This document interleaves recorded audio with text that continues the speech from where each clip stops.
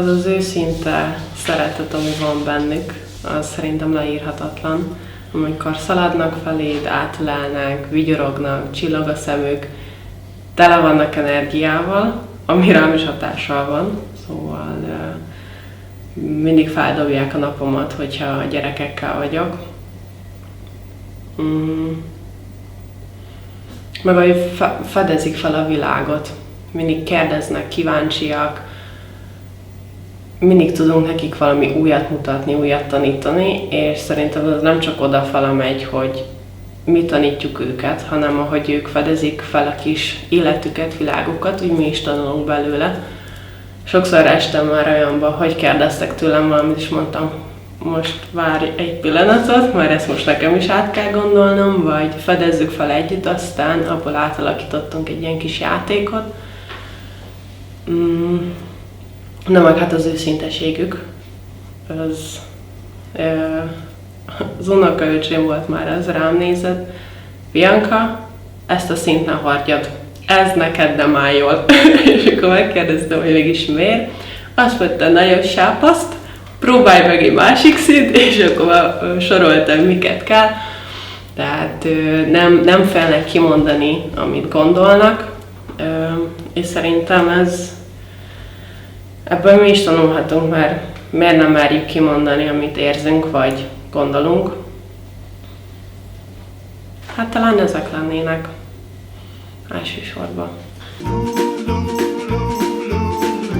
Én tavaly hotelben dolgoztam, gyerekklubban, és ott minden nap történt valami, minden nap. Szerintem egy naplót vezethettem volna, hogy minden történik ott.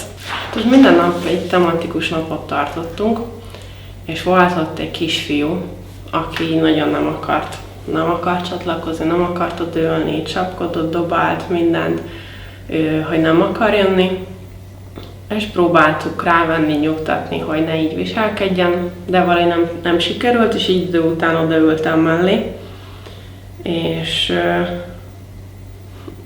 én megkérdeztem, és hát így elkezdtem vele beszélgetni. Azt mondta, hogy te hagyjál engem békén, ő nem akar itt maradni. És mondtam, hogy de attól itt maradhatok melletted. Azt mondta, jó. És egy idő után elkezdett feloldódni, és elkezdett magától mesélni, hogy mi minden történik vele.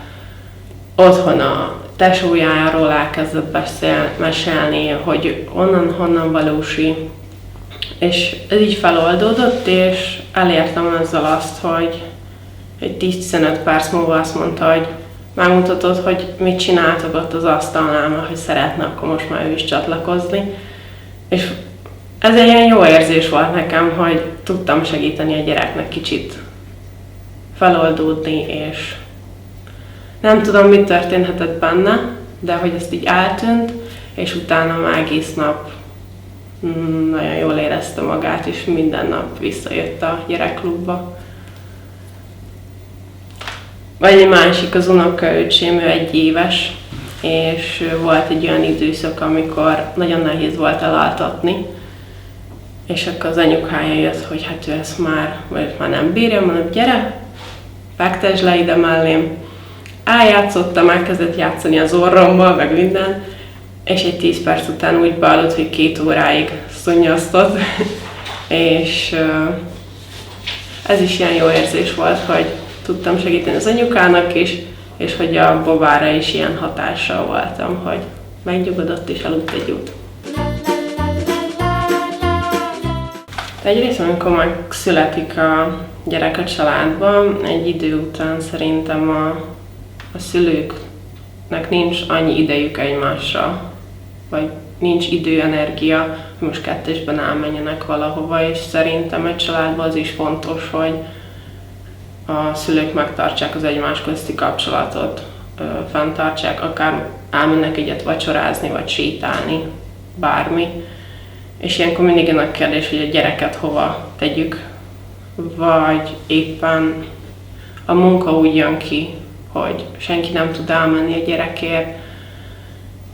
És ilyenkor mindig megy az aggodalom, vagy a szervezkedés, és sok családnál nincs mondjuk nagyszülő, vagy rokon, testvér a közelben, vagy ők is el vannak havazva munkával, és ilyenkor szerintem jó, hogyha van egy fix ember, akiben megbíznak, egyrészt a szülők is, és másrészt a gyerek felé is van már egy olyan kapcsolat, hogy nyugodtan rábízzák az adott emberre. Így nincs bennük az a félsz, hogy mondjuk a munkájukat ott, hogy elveszíthetik, vagy éppen csak fel akarnak töltődni, és hogy egyedül elmenni egyet edzeni, vagy bármi a saját magára odafigyelni. Szóval egy jó segítség, hogyha van egy biztos pont így a családban.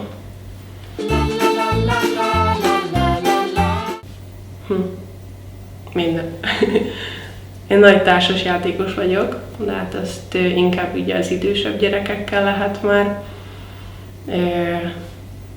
Tavaly nagyon sokat barkácsoltunk, leültem velük rajzolni, vagy kellett kis indián pántokat, vagy sisakot, vagy bármit maguknak kivágni, összeragasztani, szóval így a kis kézműves dolog. Vagy sorversenyeket is többet kitaláltam, és mentem ki velük futosgálni. Vagy a nagy kedvenc mindig a pulyocska, fogócska, arra én is rávehető vagyok, mert nem egy helyben ülő típus vagyok. Igazából tényleg bármi, ami feldobja őket, kizökkenti őket, hogy azt mondják, hogy gyere táncoljunk egyet, én eltáncolok velük akár 2 órán keresztül is. Vagy ha csak azt szeretnék, hogy üljünk le, rajzoljunk. Igazából tényleg bármi.